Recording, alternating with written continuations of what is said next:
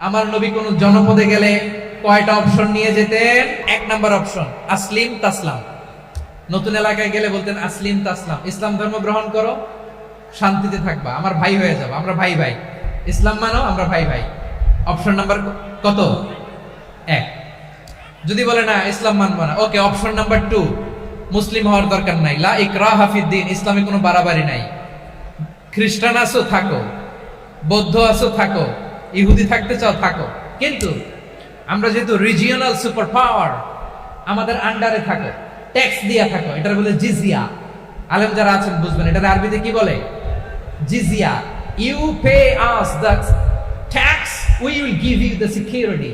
তোমরা ট্যাক্স দিবা, আমরা সিকিউরিটি দিব, আমাদের আওতায় থাকবা, কেউ তোমাদেরকে আক্রমণ করতে পারবে না, আমরা নিরাপত্তা দিব। সুবহানাল্লাহ বলেন। এটা অপশন নাম্বার কত? আচ্ছা, বুঝে থাকলে বলেন, এক নাম্বার অপশন কি ছিল? ইসলাম। ইসলাম মানো, শান্তিতে থাকবা, ভাই ভাই, আমরা ভাই ভাই। অপশন নাম্বার টু, ট্যাক্স দাও, আমরা নিরাপত্তা দিব, মুসলিম হওয়া লাগবে না। এখন এক নাম্বারও মানে না, দুই নাম্বারও মানে না, মুসলিম হবো না, ভালো, খ্রিস্টান থাকো, ট্যাক্স দাও, আমরা সিকিউরিটি দিব না, এটাও মানি না। বিষ্ণু বলেন, তাহলে তলোয়ার আমাদের আর তোমাদের মাঝে ফয়সালা করবে। মুসলিমও হবা না, ট্যাক্স দিবা, নিরাপত্তা দিব, আমাদের, আমরা সুপার পাওয়ার, আমাদের আন্ডারে থাকবে, এটাও না। তাহলে তোমাদেরকে তো আমরা বিশ্বাস করতে পারি না, কখন না কখন বিশ্বাসঘাতকতা করো, কার সাথে মিলে হাত মিলাও, তলোয়ার আমাদের মাঝে ফয়সালা করবে। তখন তিনি জেহাদের সশস্ত্র সংগ্রামের ঘোষণা দিতেন। সুবহানাল্লাহ পড়ে। দেখেন, পশ্চিমারা জেহাদকে এইভাবে চিত্রায়িত করে না, ওরা জেহাদ বলতে বোঝায় তলোয়ার, হাত কাটো, গলা কাটো না। জেহাদ সশস্ত্র সংগ্রাম 3 নম্বরে। অধিকাংশ ক্ষেত্রেই বিশ্বনবীর সুন্দর আচরণ দেখে, আরে আমার নবীর যে নুরানি চেহারা, অনেকে তো কেবল সির্ফ চেহারাটা দেখেই কালিমা পড়ে মুসলমান হয়ে গিয়েছে। যারা মুসলিম হয় নাই তারা তাদের ইসলামেই বলবৎ ছিল, ট্যাক্স দিয়ে ইসলামের আন্ডারে ছিল। যারা এটাও মানে নাই ওইটাও মানে নাই, তাদের বিরুদ্ধে জেহাদ। বিষ্ণু ইসলাম 7ম হিজরিতে যখন খায়বার বিজয়ের পরে ইসলাম রিজিওনাল সুপার পাওয়ার হিসেবে আত্মপ্রকাশ করলো, বিশ্বনবী চিঠি লিখলেন অন্যান্য সুপার পাওয়ারের কাছে, রাষ্ট্রীয় চিঠি লেখে এক রাষ্ট্রপ্রধান আরেক রাষ্ট্রপ্রধানের কাছে, ঠিক কিনা বলেন? জানেন না আপনারা? এই যে 24-এর ছাত্র নাগরিক অভ্যুত্থানে, এই অভ্যুত্থান যখন শুরু হয়, আমি তখন সাউথ আফ্রিকাতে, একটা স্ট্যাটাস দিয়েছিলাম, কোটা নয় গোটা দেশ সংস্কার করা লাগবে। শুধু বাংলাদেশ নয়, সারা বিশ্বের বাংলা ভাষাভাষী লোকেরা এই আন্দোলনের সাথে সমর্থন তারা করেছে, এটা তারা সমর্থন দিয়েছে। আমাদের ইউনাইটেড আরব আমিরাতের বাংলাদেশি ভাইরা, তারা সেখানে রাস্তায় নেমে এসেছিল, জানেন? ওইখানে ডেমনস্ট্রেশন করা যায় না, সেখানকার সরকার তাদেরকে যাবজ্জীবন দিয়েছিল। তখন আমাদের এই যে প্রধান উপদেষ্টা ডক্টর মোহাম্মদ ইউনূস সরাসরি G2G বলে, এটারে G2G, government to government, G2G, উনি চিঠি লিখলেন যে তাদেরকে, ইউর হাইনেস, হে সম্মানিত আমির, আপনি আমার এই চিঠির কারণে আমার সম্মানে এই 53 জন বাংলাদেশিকে মাফ করে দেন। এই চিঠির বদৌলতে বেকসুর খালাস পেয়ে গিয়েছিল আমাদের ভাইরা। জানেন না এই ঘটনা আপনারা? তাহলে গভর্নমেন্ট টু গভর্নমেন্ট চিঠি দেওয়া হয়। 7ম হিজরিতে বিষ্ণু ইসলাম সব সুপার পাওয়ারের কাছে চিঠি দিলেন, রোমান সম্রাটের কাছে, পারস্য অধিপতির কাছে, মিশরের অধিপতির কাছে, সবার কাছে চিঠি লিখলেন। চিঠির ভাষা ছিল এরকম, মিন মুহাম্মাদিন রাসূলিল্লাহ ইলা মুকাওকিস আযীমিল কিবত, মুহাম্মদ রাসূলুল্লাহর পক্ষ থেকে মিশরের বাদশার কাছে, আসলিম তাসলাম, ইসলাম মানো, শান্তিতে থাকবা, সালামুন আলা মান ইত্তাবাআল হুদা, শান্তি তার জন্য যে হেদায়েতের অনুসরণ করে। সুবহানাল্লাহ পড়েন। তো এই চিঠি অনেকে ভালোভাবে রিসিভ করেছে, অনেকে এই চিঠি পাওয়ার পরে নবীর কাছে আবার ইন রিটার্ন উপহার পাঠিয়েছে। কি পাঠিয়েছে? উপহার। মিশরের বাদশা মুকাওকিস, তিনি বিশ্বনবীকে বিশাল এক উপহারের ডালি পাঠিয়েছেন। মিশরের বাদশা মুকাওকিস ছিলেন ধর্মে খ্রিস্টান। কি উপহার দিয়েছিল আমার নবীকে? শুনতে মনে চায়?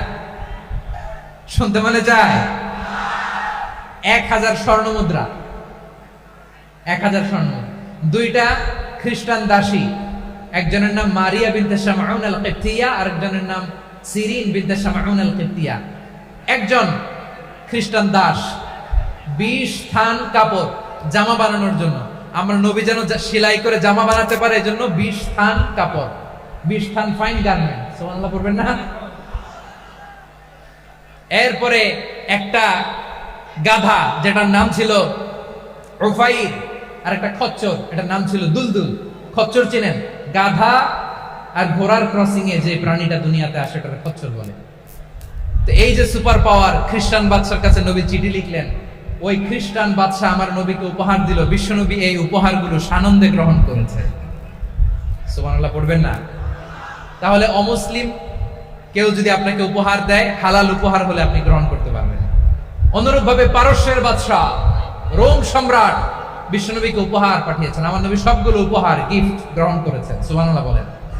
ইসলাম কি ন্যারো মাইন্ডেড রিলিজিয়ন না ব্রড মাইন্ডেড? আম্মাজান আয়েশার কাছে মাসালা জানতে চায় মেয়েরা, হে আম্মাজান, অগ্নি উপাসকেরা তাদের ঈদের দিন নওরোজের সময় আমাদেরকে পাখি দেয়, নেওয়া যাবে? উনি বললেন, ওরা জবাই করে দিলে নেওয়া যাবে না, কিন্তু ওরা যদি ফলমূল এরকম খাবার দেয় এগুলো নেওয়া যাবে। তার মানে অমুসলিমদের দেয়া উপহার এটা গ্রহণ করা যায়। সুবহানাল্লাহ বলেন। শুধু তাই নয়, বিষ্ণু ঈসা ইসলাম অমুসলিমদের সাথে আর্থিক লেনদেনও করেছেন, ফিনান্সিয়াল ডিলিং করেছেন। অমুসলিমদের সাথে প্রয়োজনে আপনি ফিনান্সিয়াল ডিলিং করতে পারবেন। আমরা প্রায় দেখি বাজারের মিষ্টির দোকানগুলো আমার হিন্দু ভাইদের, তারপরে যে বারবার শপ চুল কাটে যে নাপিত, অধিকাংশ নাপিতের দোকানে কারা? আমার হিন্দু ভাইরা। আপনি চুল কাটতে পারবেন কিনা? পারবেন কিনা বলেন? পারবেন। তার দোকান থেকে দই মিষ্টি কিনতে পারবেন কিনা? হ্যাঁ, আমার মুসলিম ভাইয়ের দোকান থাকলে ওইটার আমি বেশি প্রায়োরিটি দিব, ঠিক কিনা? কিন্তু যদি তাদের সার্ভিস নিতে চান, প্রোডাক্ট নিতে চান, পারবেন। তার দলিল সহিহ বুখারী, আম্মা জান আয়েশা রাদিয়াল্লাহু তাআলা আনহা বলেন, ইশতারা রাসূলুল্লাহ সাল্লাল্লাহু আলাইহি ওয়াসাল্লাম মিন ইয়াহুদিন তুআমান ওয়া রাহানাহু দিরআহু মিন হাদিদ। রাসূল সাল্লাল্লাহু আলাইহি ওয়াসাল্লাম এক ইহুদির কাছ থেকে, কার কাছ থেকে? সবাই বলে নাই, কার কাছ থেকে? আমার নবী, পেয়ারা নবী এক ইহুদির কাছ থেকে জব কিনেছিল, জব, বার্লি, যেটা দিয়ে রুটি বানায়। ওই জবের দাম দেওয়ার টাকা পয়সা নবীর কাছে ছিল না, ফলে নবী ওনার একটা পোশাককে মর্গেজ রেখেছিলেন, মর্গেজ, বন্ধক, যে এখন এটার দাম দিতে পারবো না, কয়েক কেজি বার্লি নিয়ে যাই আর বন্ধক হিসেবে আমার জামাটা রেখে গেলাম, যেদিন দাম দিব ওই দিন জামাটা ছুটাই নিয়ে যাব। সুবহানাল্লাহ পড়বেন না? বাকিতে নিছিলেন, বাকিতে। দিরআহু মিন হাদিদ, লোহার তৈরি বর্ম, মানে যুদ্ধের পোশাক, লোহা দিয়ে বানানো। বিষ্ণুনবী বললেন, কয়েক কেজি জব দাও, টাকাটা পরে দিব, এখন টাকা নাই, বন্ধক হিসেবে, মর্গেজ হিসেবে আমার জামা রেখে গেলাম, যখন টাকা দিব জামা ছুটাই নিব। আওয়াজ করে বলতে হবে সুবহানাল্লাহ। এ থেকে বোঝা গেল অমুসলিমদের সাথে ফিনান্সিয়াল ডিলিং করা যায়, অর্থনৈতিক লেনদেন করা যায়, কেনাবেচা করা যায়, প্রোডাক্ট কেনা যায়। এমনকি আমাদের মসজিদে নববীতে বারান্দায় আপনার একটা অটোমেটিক ফ্লাইং আমব্রেলা দেখছেন? সূর্য যখন বাড়ে মসজিদে নববীর বারান্দায় ইয়ার্ডের মধ্যে অটোমেটিক্যালি কিছু আমব্রেলা আছে, সা করে খুলে যায়, আর সূর্যের তাপ লাগে না। আবার সন্ধ্যাবেলায় এই আমব্রেলা গুলো ওরা ক্লোজ করে ফেলে, দেখেন নাই না? দেখছেন?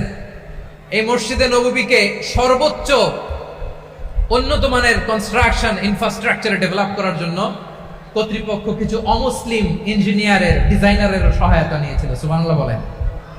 কোন দলিলের ভিত্তিতে? এই দলিলের ভিত্তিতে যে বিষ্ণু ঈসা ইসলাম অমুসলিমদের সাথেও লেনদেন করেছেন। আওয়াজ করে বলতে হবে আল্লাহু আকবার। শুধু তাই নয়, ইন কেস অফ ইমার্জেন্সি, প্রয়োজনে ইসলামের খাতিরে, ইসলামকে সামনের দিকে এগিয়ে নিয়ে যাওয়ার জন্য অমুসলিমদের সাপোর্ট নেওয়া জায়েজ আছে। সুবহানাল্লাহ বলেন। অমুসলিমদের সাপোর্ট নেয়া, তাদের থেকে অর্থ নেয়া, পলিটিক্যাল সাপোর্ট, পলিটিক্যাল অ্যাসাইলাম নেওয়া জায়েজ আছে। আমাদের অনেক বিশ্ববরেণ্য দায়ীরা আমেরিকায় অস্থায়ীভাবে অ্যাসাইলাম নিয়ে থাকে, নিজের দেশে গেলে ফাঁসিতে ঝুলাই দিবে। যুগ যুগ ধরে দায়ীদের উপর এরকম অত্যাচার আর নির্যাতন আছে না নাই? মিশরের অনেক দায়ীরা পাশ্চাত্যে যেয়ে থাকে, এই যে তারা পলিটিক্যাল অ্যাসাইলাম নিয়ে থাকে, রাজনৈতিক আশ্রয়, এটা জায়েজ আছে না? এটা যে জায়েজ আছে তার প্রমাণ স্বয়ং বিশ্বনবী সাল্লাল্লাহু আলাইহি ওয়াসাল্লাম পলিটিক্যাল সাপোর্ট নিয়েছিলেন অমুসলিমদের কাছ থেকে। সুবহানাল্লাহ বলেন।